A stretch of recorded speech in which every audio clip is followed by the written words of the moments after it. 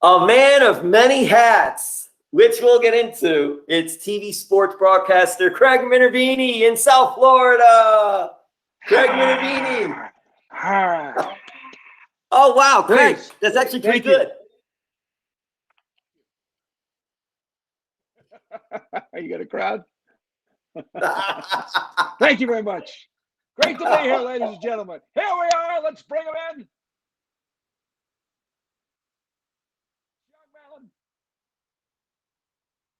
Craig Minervini, we'll start it off really simple, really easy.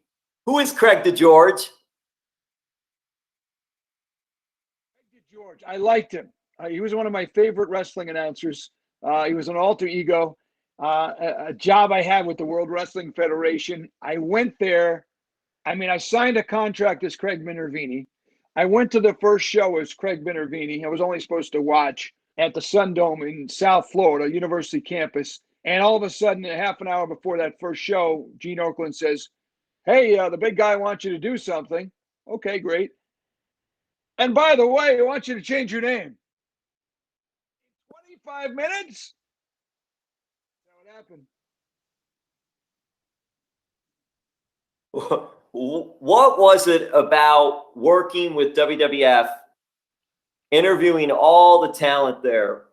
What was that like? Because you were very young when you got into that. I was only 23, 24, or somewhere around there. I had one job under my belt, aside from all those things that we did at Syracuse. But when in AAA baseball, college, I did game shows. So I didn't feel out of place, let's put it that way, from a broadcast standpoint.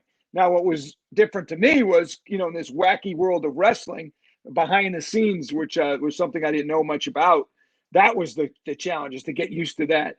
But the characters were great. I got to know them very quickly. Vince couldn't have been more supportive. Phil Harmon, the guy who brought me in there, executive vice president, Titan Sports, who I met at Madison Square Garden a couple years prior to that. That's a job. People, the wrestlers were, look, Jim, I'm used to it, and you are. And sometimes it's like pulling teeth to try and get a soundbite or an interview. Not the case in wrestling. You never had a boring interview. Craig, was there a connection between Syracuse and WWE, WWF? No, there's not, even though I went to school with Sean Coulthard, who is now and has been the voice of the Monday Night Raw for years. Michael Cole. He was a couple years younger than me, I think. But no connection from Syracuse, just the fact I went there. And the only connection for me is I met a guy named Bruce Beck, who's a New York sportscaster, when he was in MSG. He was doing a football game at a Rutgers-Syracuse game at the Carrier Dome.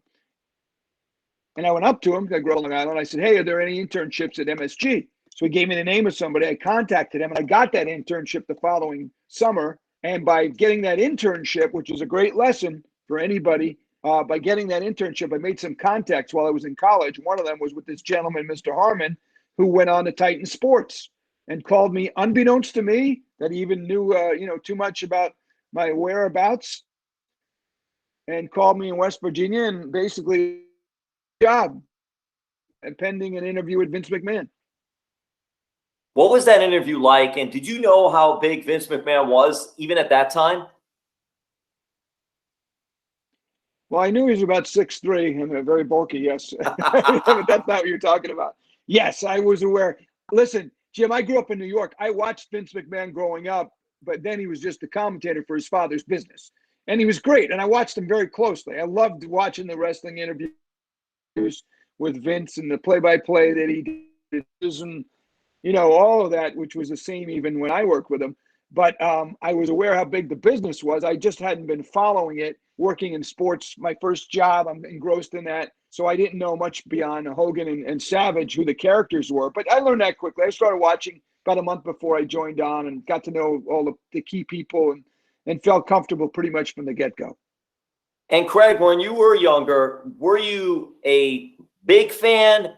Were you a moderate fan or occasional? Because as you said, New York, New Jersey, Pennsylvania, that whole area, when his father ran, that was the Northeast was WWF, WWE. Yeah, or WWF, I think it was even called, Jim, at the time. I would say moderate fan.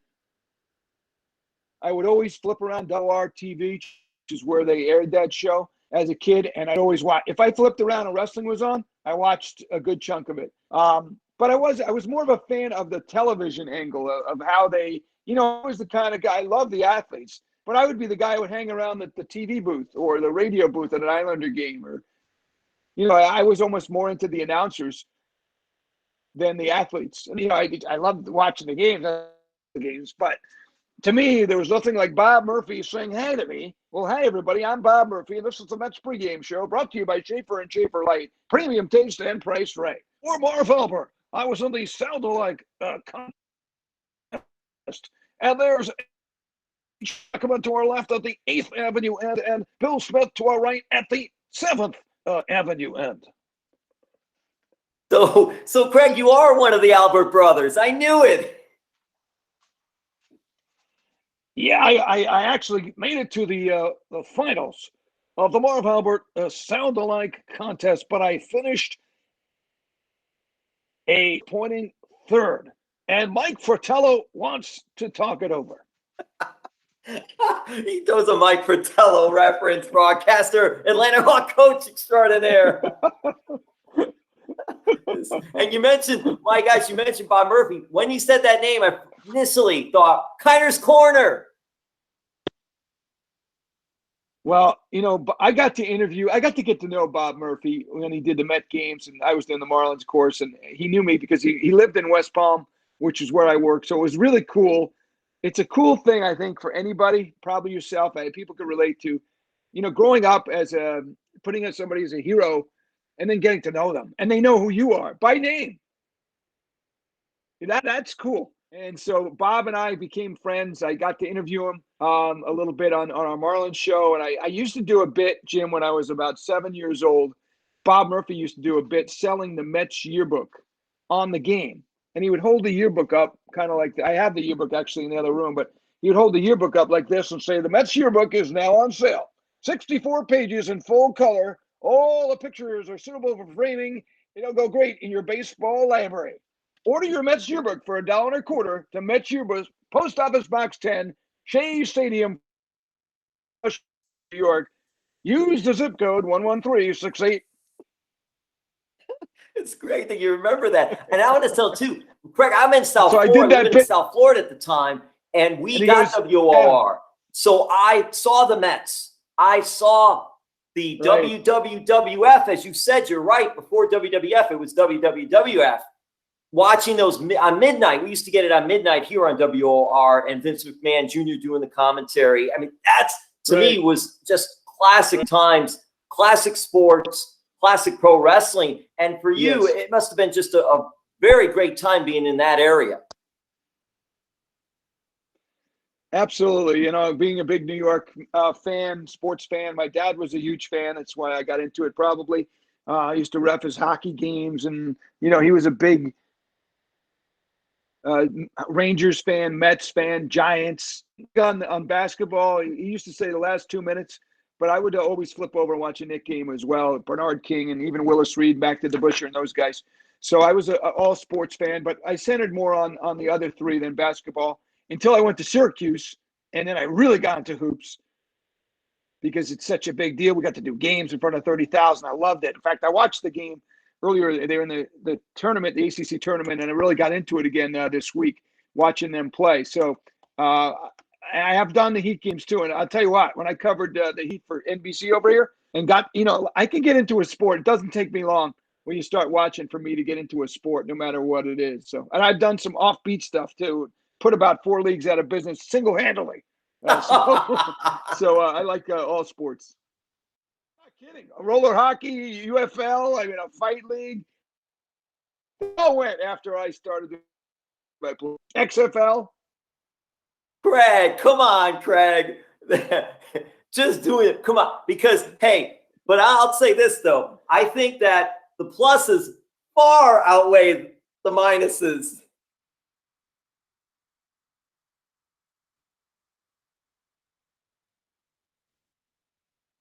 I hope so. But yeah, they were. The XFL, And it was a great job, and I love doing it with Bob Golick, Mike Golick's brother, who played in the NFL also. And we only 1 year we thought we were coming back, and we wound up not coming back, unfortunately. And I got UFL with Doug Flutie, and that was great too. And all these were great experiences. Just unfortunately, they didn't last. Yes, there it is. Oh, nice. I think I have the football somewhere up here. For the production manual. Craig, you're a man of many hats, and I have many hats here to support that for Craig Minervini / Craig DeGeorge. We go from WWE, but still WrestleMania. Oh. We got the sports entertainment pro wrestling, and then to the XFL. Since you're talking about that, I was going to bring that up, so that's good. Want to talk about? I got my jackets. Oh, the jackets! I know. We're going to take a look at those because those are going to be great. You mentioned Mean Gene Okerlund. What was it like working with Mean Gene? Jim, very sad that not to work with him, but that we lost him because he was the greatest guy ever.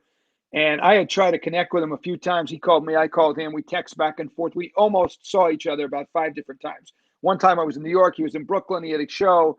Often he would say, I'll try and go see your son's hockey game because he loved hockey. And he lived over in Sarasota. My son would play on the youth junior circuit here. And we just kept missing. And you always feel like you're going to, all right, I'll see you next time.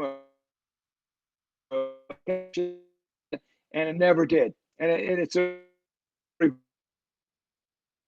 because he was as nice as it comes, great mentor, playing that big guy or who's the young kid trying to take my gig. He's the best. Nobody's even close to what Gene Okerlund did, but I learned a lot from him. And most importantly, he was a great friend and help. I got to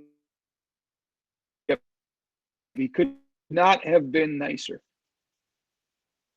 Craig, who were some of your favorites to work with? And there's a who's who list. You worked with everybody back in that 80s era of WWF, WWE, pro wrestling when it was at that time. Well, but we could go down the list. I don't know if there was somebody I didn't like working with. I mean, they were all different.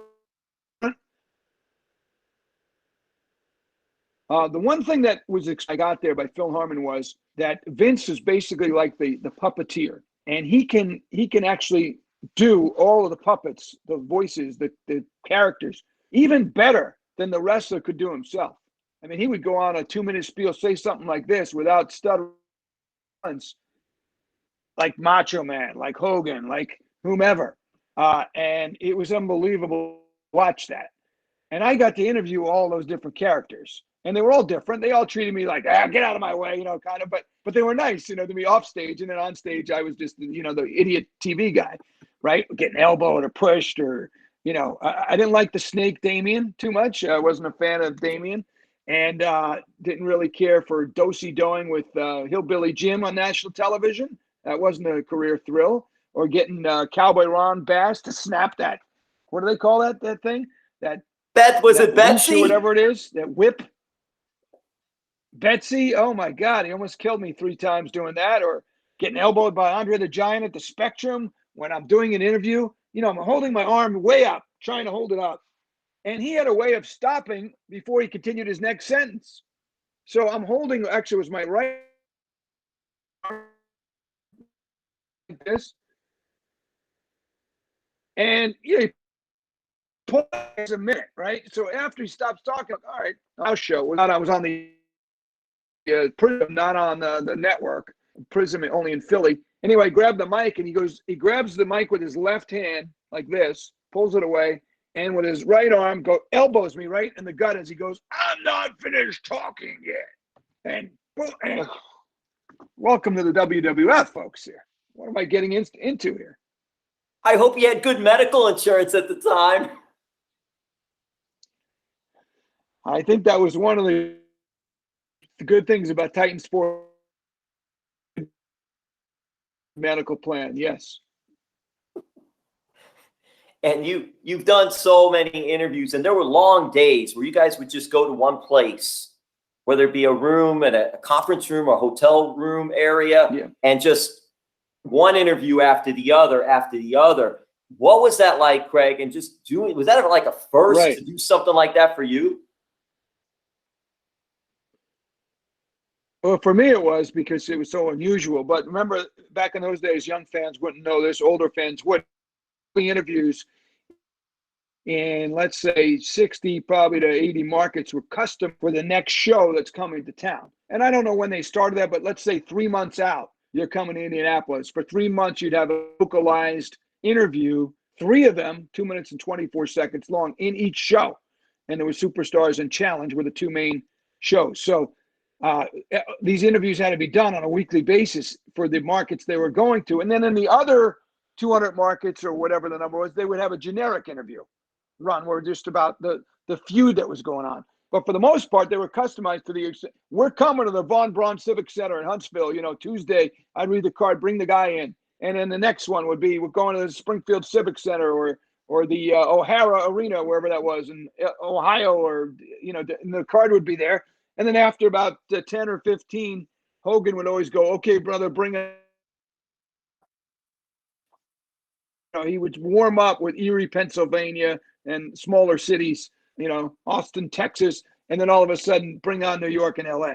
And we did, I would do literally over 100 interviews. I think up to 120 was a max in one day, one after another, 20 with one guy. Billy Jack Haynes comes in, Jimmy Hart and Honky Tonk for 20, Hogan for 20. And all day long they would come in with that blue backdrop, and that's how we did it to get all those interviews.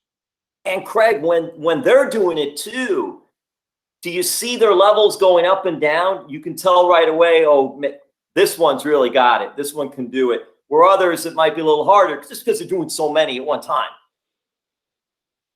Yeah, I mean, sometimes it was a similar shtick because it wasn't scripted, but you didn't see what he said. He might do the same thing for, Ohio that he did for New York or a different city, or sometimes they would localize it too. But for the most part, they didn't have to come up with new stuff. It was just whatever they wanted to say about the match in town, in that town. And then obviously in a different town, it would be personalized. Sometimes they messed up and sent the wrong interview. I can always remember the Springfield Mass got sent to Springfield, Missouri, and what? And I would always throw in, I like fans in Holyoke, fans up in Hartford, fans, come on in, kind of some of the towns. And that didn't play real well in Missouri. Like, where's Hartford? And Poughkeepsie. Don't forget Poughkeepsie. Poughkeepsie was for the Albany market, or we'd come on out to the Glen Falls Civic Center, home of Hacksaw Jim Duggan. I love Jim Hacksaw Jim Duggan. He'd bring on Hacksaw Jim Duggan. Ladies and gentlemen, Hacksaw Jim Duggan played his college football at SMU, and he took a pay cut to play in the NFL. Come on in.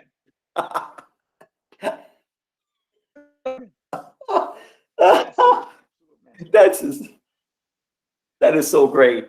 All right, Craig, you got a special event coming up, and we're going to talk a little longer, but we got a special event coming up that you're involved in, and I want to make sure I get all the information right here because it's the 80s. We're looking back at the 80s, and basically you're going to be doing a virtual meet and greet signing, and it's let's see if I got this right, Craig, and I know you could tell me more about it. WrestleCon, 80s WrestleCon, and they do these virtual meet and greets and autograph signings, and you're going to be a part of it, and I believe this may be your very first one. Monday, March 22nd, 7 to 10 p.m. Tell us about it. Hey, Cowboy Bob Ace Orton will be there too on that night. So just tell us a little about it and all the particulars and anything you can correct me on. Thank you, Jim. You got everything right. It's 80swrestlingcon.com for information. con.com for information. Basically, they're doing a kind of wrestling person who's known to the wrestling community. It's a neat thing for me as a broadcaster, so down on the totem pole, but neat for me to be able to do this because the interviews run. Even fans who didn't watch it when it was live have gotten to watch it now on the WWE, which is relived the 80s. So I'm doing a virtual, I'm actually going and signing pictures. I guess fans can go online, get the photo. I'll sign that photo. We'll do a little talk back. and they'll send that photo out to you. So it's kind of a neat thing. They've done it with a lot of wrestlers. I think Jake Roberts is coming up, and a who's who list, and it'll be a thrill for me to do it. We've been talking to them for like a couple of years, and just haven't been able to work it out. So I'm going up. It's going to be fun. I think it's going to be cool too, because you are part of history with WWE, and you haven't done these before. And it's just very cool and nostalgic, and fans like this. They like looking back and being able to communicate with you or get an autograph, something like that. I know you've been very busy in the sports world. What do you remember about fans back then? Do you know anything too about fans today and just how they are? Or do you ever get any comments on social media about Craig DeGeorge? Oh, it's unbelievable. Almost every day somebody's posting some interview that I haven't seen in 30 years. And I'll tell you what else I've noticed, Jim, recently is I'm getting, every now and then, I'll get a letter in the mail, usually a picture. I don't even have one here maybe, of some wrestling shot, and some 30-year-old or young fan or even older fan wants me to sign a picture. And they send me the picture with a self-addressed envelope. And it happens more often than you think. Which is amazing to me because I haven't been done a WWF event in over 30 years. Right? 32 years, 33 years. Unbelievable, right? So that was one. I'll tell you one story. I remember the first show I did, I came up with this new name. I didn't even know the name. I came up with it because it's my mother's maiden name. Kind of talked to her. We did it. I go on this show. Vince McMahon throws it down to me over a loud, roaring crowd. He goes, "Let's go down to Craig DeGeorge." You couldn't even hear the name completely. I do my little, very short shtick, and that show aired like on a Sunday or Saturday. And I think on the next day after it aired, we were in Baltimore or somewhere. And I was walking. I heard 2 or 3 fans say, "Oh my gosh, that's Craig DeGeorge." Now I don't know how they knew my name. Let's go out and Craig DeGeorge. You couldn't hear my name, and I shook my hand and said, "Wow, what am I getting myself into here? This is unbelievable." And I don't know. I'm not off color. This isn't a curse, but another time, my friends enjoyed this one. You can edit this out, Jim, if you want. But we were leaving the Spectrum, me and 2 buddies, and above us there were 2 fans. It goes, "Hey, there's Craig the douchebag." Can we say that? Anyway, I never forgot that. So it went both ways, But most of the fans, It went both ways, but better it goes both ways than no ways. The fans were unbelievable. For me, it was really a kind of being just the guy telling the story that I was part of that atmosphere, and that people knew who you were, and that's neat. But yeah, it was cool. I mean, I was in West Virginia on a local station, 143rd Market, and literally overnight, I was on 260 markets, around the country. So that was cool. It was big time television, and it was neat. And the thing of that too is that happened to you back then. Do you imagine if that was today, just with all technology and social media, your followers would just have gone through the roof? Mm-hmm. Well, you're right. You're right. I never thought about that. Yeah, if I was on doing that today, you'd be up in hundreds of thousands of followers, or just that's how it is. But it was as big as it gets back in the day, in the mid '80s. I mean, it was a highly rated, syndicated show. So I was seen by a lot of people, even people who are wrestlers today, who would have seen me when they were kids, or young people, and. That's neat, because it wasn't like quiet. I mean, everybody knew the WWF, and other than Mean Gene Okerlund, I had the most airtime visually, because I was on doing interviews. I was always on camera, not like the play-by-play guys. Craig, when that run was over, did you still want to be involved with pro wrestling? Because you ended up going into another sport dynamic. Now you're very involved with the Florida Panthers. Very involved with the Miami Marlins. At that time, was that the venue you wanted to go after, the path you wanted to take, or did you still want to stay with pro wrestling? It would have been neat to stay longer, but it didn't work out that way. They decided to make a change, and I was a little stunned because I knew Vince liked me, and I thought I was doing a good job. Having said that, Jim, I'm more of a meat and potatoes sports guy to begin with, and my goal wasn't to stay there forever per se. So getting back into the regular sports world was not an adjustment. It was just trying to get that job again was a little tricky. Ended up getting a job on Long Island, and then I came down to Florida, and that's how I got to Florida. Got a job at the West Palm Beach affiliate. But I wanted to stay in sports, obviously, in the sports side of things. There weren't other wrestling options, really. And then I wound up getting calls, and I did the UWF for Herb Abrams for a few years. I would go up to New York and do that. I did a pay-per-view show. I worked with Bruno Sammartino. I worked with a lot of the people that I worked with at the WWF who came over. And Lou Albano I got to work with, who I didn't catch at the WWF, but I got to know him pretty well at UWF because Herb had every cast off from the WWF there. So that was neat. And then I did some other shows. I did a show for Hiro Matsuda, famous Japanese wrestler, had a show in Tampa.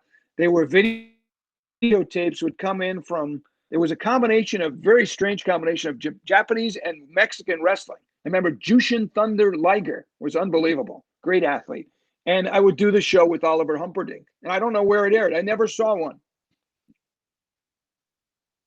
That would be awesome if we were able to, because Hiro Matsuda, especially championship wrestling from Florida, legendary name around the world. Sir Oliver Humperdinck, one of the greatest talkers, managers of all time. I didn't even know you worked with him and did that. I knew you did the UWF. You got to do commentary with the great Bruno Sammartino. And you mentioned it, but geez, when you're thinking about all that, gosh, Greg, those are just like top of the line moments.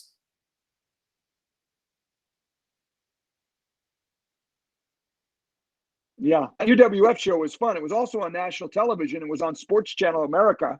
So again, it wasn't seen just in a local market. It was around nationally. And Bruno did the color. And then we had Sunny Beach. And not everybody was a big name in the ring, but there were a lot of guys. Dr. Dad Steve Williams. There were a bunch of guys came over from the WWF. I can't remember everybody, but it was a who's who's list. I mean, you knew pretty much all the wrestlers, and then some up and comer guys who probably later on moved on to the WWF. And I remember the Boogie Woogie Man was there. Valiant.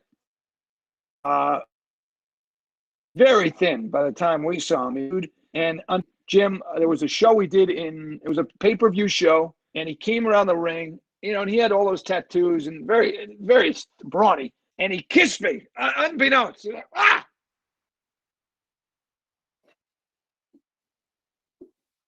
a kick out of that one. I said, honey, you're still a better kisser than Jimmy Valiant. The Boogie Woogie Man. Right there, you were indoctrined, though. You were indoctrined. You were now welcome. You were one of the boys. I could have done without that indoctrination. Yeah. That was fun, though. UWF. Herb was an interesting guy. Yeah, he was an interesting character. My gosh. Oh, yes.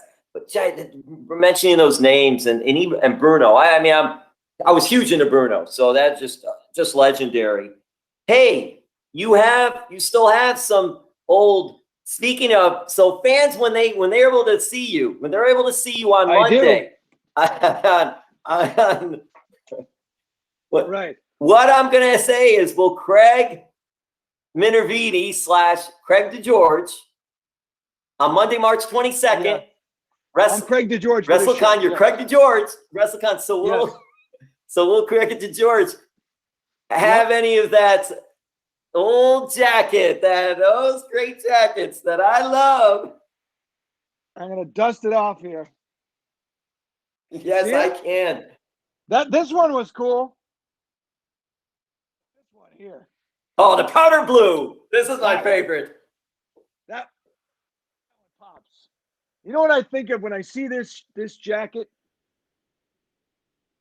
I think of Lord Alfred Hayes. Great Lord Alfred Hayes. I got to that show. What was that show, Jim? And this was the one that was Superstars and Challenge were the two shows in the arena. And then we did like a weekly recap. Wrestling, the heck, that's crazy. No, I don't the name. remember that. I But I remember was the host Superstars and with Challenge. Alfred. We would sit on a desk with the studio behind us. Well, this was like a weekly recap show. I believe, And no, I would sit remember there that. I with think them, it and was then we would go to Saturdays on highlights. USA Network. I do know the show you were talking about, but I just don't remember the name of it. Yeah, it was Because called. it would be like it was like you were in the truck. I remember that. It was like you guys were in the truck and you had all the TV monitors behind you, and you would stand there and the powder blue jacket. Right. We were. Yeah. And by the way, that powder. We would just for the first year we were in. Oh no, go ahead, Craig, and then I'll follow up. Yeah. Go ahead about Maryland.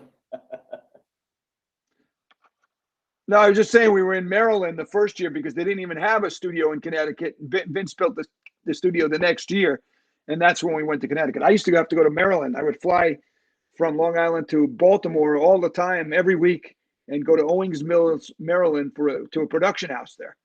And that's where we did all the shows. Everything was taped out of there. I think even the Tuesday Night Titans show was taped out of there, I believe. That is so. I never knew that about Maryland too. But then obviously, they built and they moved everything. But I even wonder how the heck they picked that spot out, because that seems so random.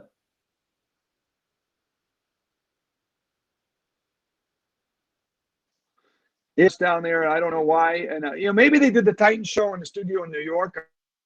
I'm not sure, because I never was there for the taping of that show. But for our show, all the production staff was based at that place. In other words, when the shows were done, everything would go back there, and that's where they edited and produced all the shows. And then we would go in to do special report, my updates. This is a special report with Craig DeGeorge from the pages of the World Wrestling Federation magazine. I would flip through and I would write a script for those shows, and we had sound bites, and it was usually promoting something going on, maybe, or Matilda's health, which was a big story back in the day. You mentioned about script writing, and I never thought of that, Craig. Did Vince oversee? I know he was very micromanaging. So did he have to oversee all the scripts? You would write your own script, and then he'd go over it and say, okay, we want to change this to do that? Not on those shows. Those shows I was in when I was in Maryland. That was really the only thing I ever wrote out anything, because everything else was pretty much ad lib. They would go over it in a general sense, but there was no script when we did the shows for live TV.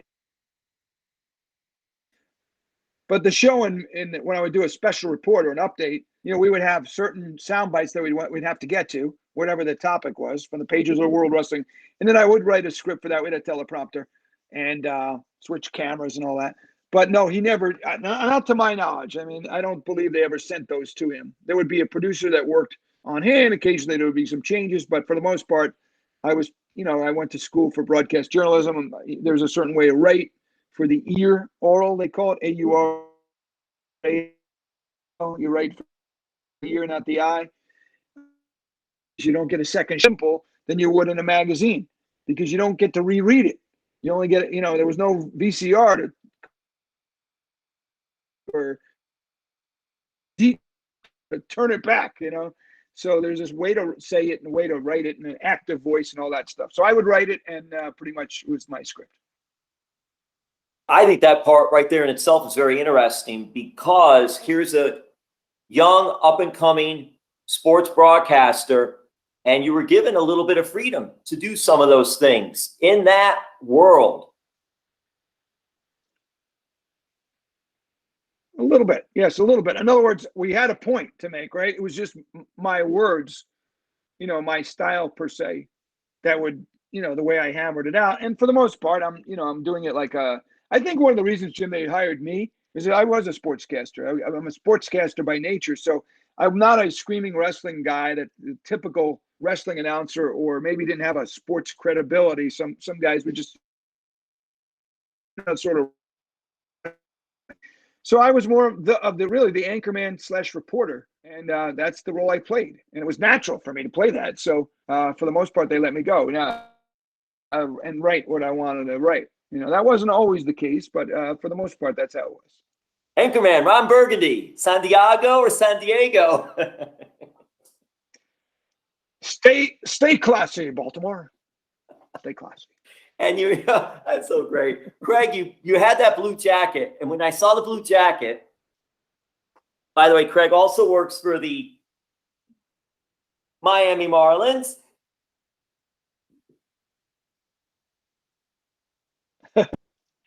Pro Wrestling Night at Marlins Beautiful Park. color, yes, the teal. Craig brings out the light powder blue jacket to call the matches after the Marlins game.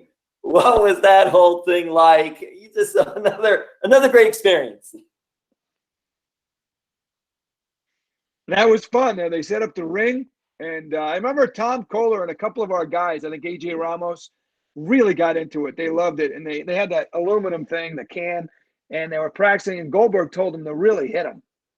And he didn't want to do it. He was like soft. He says, look, dude. And he hit it on his leg. He said, just hit me. And so they slammed him with that. It looked like a hood of a car. But it was Bret the Hitman Hart was there. He did color. And Jimmy Hart was there. Some familiar faces. I don't know how much these guys remember me. I'm assuming they did. When I got there, they remembered me. But it's been a long time. But probably from seeing the interviews, they realized it was the same guy. I mean, I didn't keep in touch with a lot of those guys. Those people you wouldn't normally run into, except for like Gene Okerlund and those guys over the years. Well, I think too, because of social media and YouTube, just all technology, everyone could go back, including them, and see, Craig, yes. I remember Craig, and do that. So I think that was there. You mentioned Tom Kohler. For sure. You mentioned Tom. Tom is huge Goldberg fan. I remember he caught the pitch. Goldberg threw out the first pitch. He caught it. Then there was a fan heckling right there by the mound. And what does Goldberg do but spear him? Oh, yeah. He spears the fan because he was getting heckled after he threw the pitch. The video goes up. Stories start posting. But it starts to go that Tom Kohler was the one who was speared, and that was not true. It was a heckling fan, just happened to be near the mound. Kohler said that it wasn't me. I didn't get speared. As I recall, if I'm not mistaken, a heck of a clothesline. That guy took a bump, big time. Oh, it was a spear. It was Goldberg's spear. He took it well. Goldberg didn't hold back, and that fan wasn't heckling after that. No. But I remember interviewing Tom Kohler, and he would say to me, now from now on till the rest of my life, I'll be the pitcher or the guy that was speared by Goldberg at Marlins Park. I said, well, that's a good badge of honor too, Tom. He goes, I marked out though. I love Goldberg. And then you're right. He told me that story too, where Goldberg said to him, hit me with that car hood. Just hit me with it. Don't hold back. And AJ and him. Yeah. AJ Ramos, the executioner. Oh, no, wait. AJ Ramos, the Mexecutioner. Yes. And Tom Kohler was Dino. I never got why Dino, but I think he changed the name for whatever reason after that. And then they did. They did end up hitting him at all. But those were some good times. And you, Craig, tell us what the Marlins. We're going to wrap this up, but tell us what you're doing with the Marlins. Yeah. Well, I'll be back with the Marlins hosting their pre and post game shows off the playoff season. I'm doing that with the Panthers right now, who look like they're on their way to the playoffs here as we speak in this time of the year in March of 2021. Yeah. Oh, there it is. Very nice. They're looking good. And the Marlins have a lot of excitement in a very tough division. They're going to hopefully get through 162 games this year. Cross your fingers. Hopefully everybody stays healthy. And they're certainly going to be exciting. And they're going to have fans back in, I think up to 8,000, something like that, 8,500 at Marlins Park. So that'll be neat to see the fans. It was very strange, Jim, last year being at those games. Home games with the crowd and the road games where we would actually be at Marlins Park where you're one of 12 people in the whole park. Very unusual to do a baseball game in that environment, any sport for that matter. So it's good to have all the fans back. It's almost like doing a Gulf Coast League game up in Jupiter at the back fields. You're exactly right. It reminded me of a high school game or walking in a building where like you get to like the Carrier Dome in Syracuse. The lights used to have a sound. It was a buzzing noise. And when you got there early and nobody was there, you heard it. And that's how it's eerie, actually, that you would have no sound, until the game started and they roar, the crowd roar for a major league game. But I had said before, and I think they will do it. I didn't know they'd do it to this extent. They have to. It really would feel like a high school game. Well, what's interesting, Craig, you've been in South Florida for a while on local TV, sports broadcasts, as a sports anchor, interviewing all the teams, all the talent, and you've been working with the Marlins and the Panthers, doing the pre-show, post-show, a lot of things. It's just so wonderful, interesting, outstanding to see you do something you love. And we're just grateful down in South Florida to be able to have your talents. And it's so funny because when I talk to a Roberto Luongo of the Panthers or Keith Yandel of the Panthers, two big wrestling fans, or Tom Kohler, or even Logan Morrison when he was with the Marlins, not a huge wrestling fan. And I say, do you know Craig Minervini was Craig DeGeorge and yes, worked for WWF? And their eyes light up. Yeah, they because they're at that age where they didn't remember it compared to, let's say, 20 years ago covering sports, or in the 90s, let's say. I was only off about 7-8 years from that. So it was very much in the minds of the athletes you covered then. Now, the guy, you're born in 1985, right? Is that right? Am I doing my math right? He's 35 years old? Yeah, 35, 36. So, unless he was Goo Goo Gaga over wrestling, he probably didn't remember Craig DeGeorge. But they did because they were able to see you on YouTube. And then when they were able to see you on YouTube, they would show everybody else, and they would just love it. They loved it and all. So I'm just curious. Yeah. Did any of them, do you recall just any of them coming up to you and saying, oh, yeah, Craig DeGeorge, eh? Yeah. Well, Logan used to do it all the time. Yes, I remember, who else? Ronnie Cycli used to, with the Heat. He would always make a comment or two. He was a big fan. And I went to Syracuse when he was there too. So there was always be a DeGeorge comment. And it was always a great little icebreaker in the clubhouse or a dressing room or something. If somebody knew something or somebody said, hey, because it's a topic that everybody liked to talk about, their favorite villain or their favorite wrestler. So, yeah, it came up, quite a bit. More so, I would say then, let's face it, Jim, right now we don't have much contact with the wrestler or with the athletes. We're on Zoom. We do an interview that's a little impersonal. It's just hard right now. But, you lose touch, interviewer. Keith Yandel, I want to end it with Keith because actually, no, I'm not going to end it with Keith, but I will say this with Keith. 1,000 consecutive games. Am I correct on that, Craig? He hit the 1,000 mark in regular games. He's approaching the 900 mark in consecutive games, which is third all time. And actually, it's just amazing. He's not far from the record of Doug Jarvis, which I thought it's 947 or something like that. So by next year, he could break the all-time record. I think it's something like that. I could be wrong. Any of the athletes, Craig, or sports commentators, broadcasters who have an affinity to pro wrestling and involved in it, or fans, they're always high on my list. So I'm a big Keith Yandel fan. And I've got to interview him a few times, and we basically talked a little hockey, but mostly pro wrestling.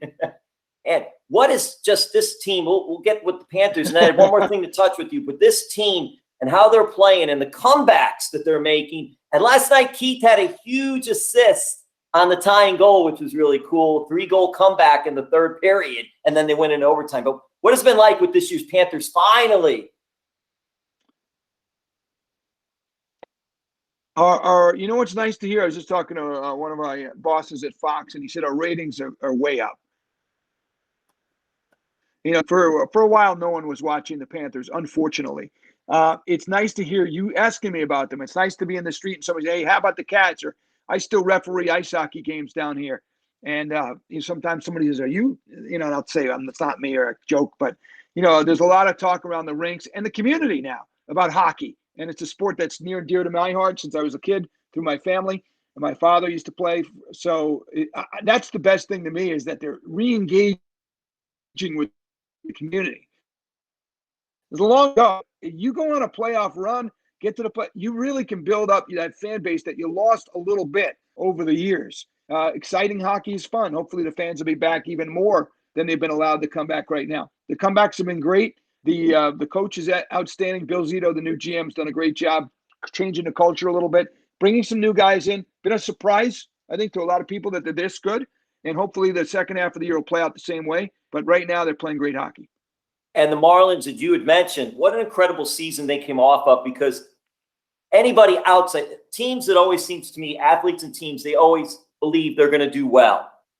But when you're an outsider looking in and you see a team like the Marlins, on paper, it really didn't look like much. But wow, they made the playoffs, not only making the playoffs, but they beat the Cubs in the opening round. To me, that was shortened season. Who cares? Mm-hmm. What an incredible run by the Marlins, young Marlins. Great run last year. Now the tough act to follow is going to be, can you do it over 162 in this division? Don Mattingly told me not too long ago, he thinks the fact that they're in a tough division will be a benefit to them because the other teams will beat up each other as well. So the Marlins are going to have to win their share of games, and going to the playoffs is not going to be easy this year by any stretch because of the road. They're going back to I wish they would add another team like they did last year. Yeah, get that floppy hat on. But it's great talking to you, Gilligan, by the way. Loved your show. Hey, Skipper. But we'll see. We'll see what happens. I was going to go with traditional. But I love the floppy hat giveaways. And there were many in Marlins history. But so cool. And maybe that's because who did we recently? Who was it that passed? One of them passed away recently. Was it? I'm not sure. Was it Ginger or Marianne? Tina Louise. Marianne.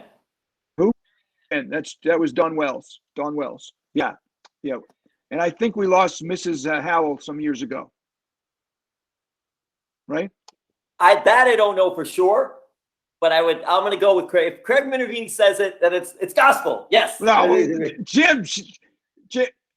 Jim, she was 70 when the show was filmed. Yeah, you're right about that. I know. She was an old lady then. I missed Jim back. Richie, I missed the joke. Right.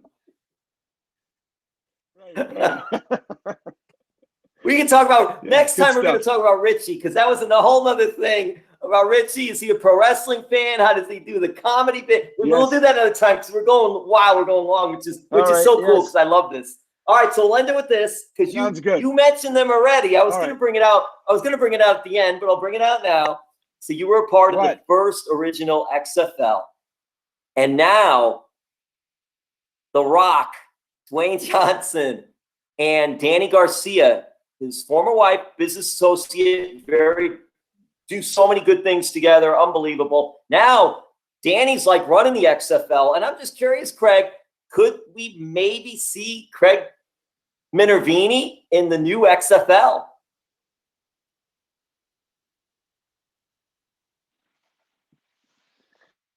I hadn't talked to them about it. I saw something today where they're looking at getting together with the CFL. Did you see that? Impossible merger of some sort, which makes some sense, actually, to be the top. The NFL could use a top sort of minor league, if you will, or professional football, but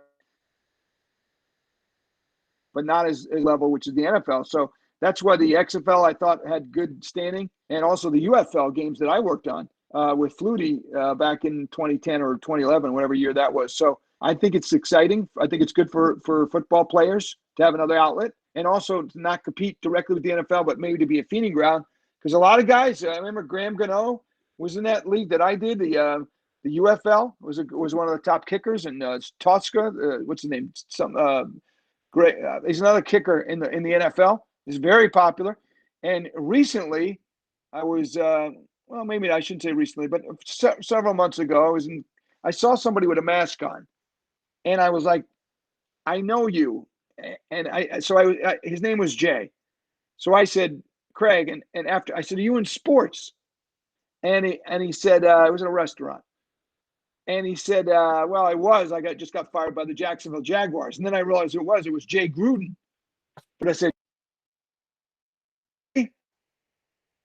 this is good. No one's probably ever said this to you, but I don't know you NFL, but I did the UFL games, and you were the head coach of the Florida Tuskers. And speaking of hats, I happen to have my Tuskers hat right here.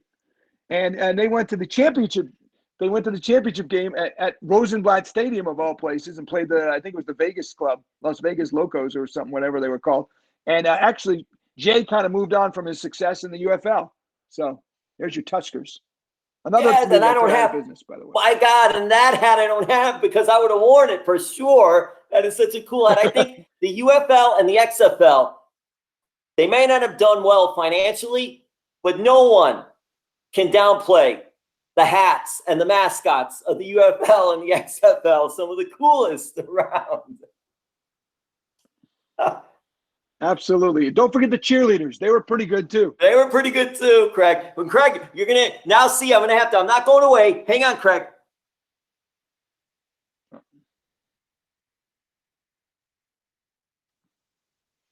I may not have the UFL Jacksonville hat. San Francisco Demons, Craig. Oh. The Demons from the XFL. Wow. Is that the hat? The yes. XFL, absolutely. I did a game then it was called Pac Bell then. Very cool because they actually put the stands on the outfield. Nobody had ever been out there, and the outfield grass. And so they shot it to the third base. The cameras and everything they shot into third base, basically, if you will. And the only problem was there's no bathroom up there. So on this bleacher stock. And I barely made it back for the second half because they have to go all the way down the bleachers, out to center field, back up, out. And same problem at the Meadowlands where we had to go with the crowd. There was a line of 40 people at halftime. And I'm like, excuse me, I'm doing the play-by-play. Would you mind? Thank you. Hey, especially Meadowlands. Good thing those people were nice. They can get a little cagey. I know. I said, look, I'm a New Yorker. I had to go over to New York. Yeah, I'm a New Yorker. I'm doing a play-by-play. You know what? Go look over here. Forget about it. That is so good. So, Craig, XFL, maybe, possibly. That door opens, Craig. There could be Hollywood, get my tape movies, out. TV. Yes, I would be interested.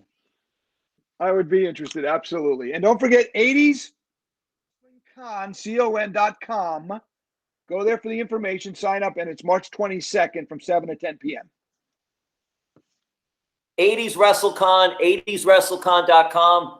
Virtual signing, Craig DeGeorge from the WWF. And also, Ace Cowboy Bob Orton will be there as well, Monday, March 22nd. And then, as you said, so many others. Haku, Jake Roberts, the Orient Express, Skinner, Steve Kern, a Florida legend, by the way, and future shows. But the one you want to check out is Monday, March 22nd with Craig DeGeorge. This is really a first for you. So this will be a first for fans to be able to interact virtually with you. Yes. Yeah, it'll be fun. Thank you so much for taking the time. We're going to do this again for sure. We're going to talk about Richie and comedy as well, I promise. All right. You got it. Thank you, Craig. Hoya.